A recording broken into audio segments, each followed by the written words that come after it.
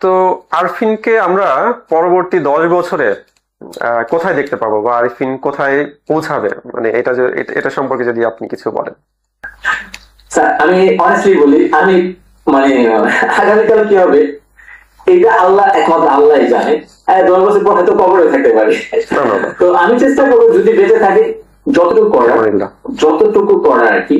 আমার কথা হচ্ছে আমি ফ্যামিলি টেক কেয়ার করার মতো অ্যাবিলিটি যখন আমার ফুলফিল হয়ে যাবে ওভারঅল, ঠিক আছে, তাদের জন্য নির্দিষ্ট পরিমাণে একটা অ্যামাউন্ট সেভ, আমার তাদের নিয়ে আর কি কোনো টেনশন করতে হবে না। তারপর আল্লাহর মতো আমার কাছে যা কিছু আছে আমি সবকিছু ডোনেশন করে দেবো। সহজ বাংলা কথা বলতে আমার কোনো টাকার দরকার নেই। আমার ইচ্ছা টাকা ইনকাম করে, কিন্তু টাকা নিয়ে যে কি বলে আমি টাকা নিয়ে আসলে যে নিজেই করবো এটা আমার কোনো ইচ্ছা নেই। আমার টার্গেট হচ্ছে টাকা কিভাবে ইনকাম করা, এটা হচ্ছে আমার ড্রিম। কিন্তু ওইটাই আমার শেষ। ওইটা দিয়ে উপর দিয়ে কিছু করার বা নিজের জন্য কিছু ওরকম কিছু না আমার। হ্যাঁ আপনি যেটা বললেন, আমি কার ফ্রি, আমি ব্যাংককে বা যে কোনো কান্ট্রিতে যখন কার কোনো অটো শো হয় আমি এখানে যাই।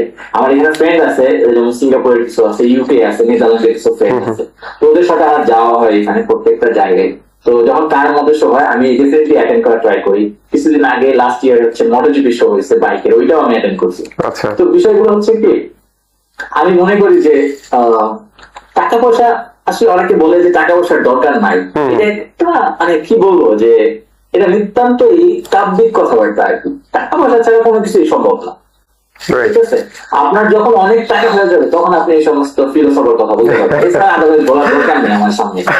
প্রত্যেকটা জিনিস করতে গেলে লাইফে টাকা দরকার আছে। আপনি হজ করতে যাবেন, আপনার টাকা দরকার, আপনি জাকাত দেন, যাই করেন, টাকা পয়সার দরকার আছে।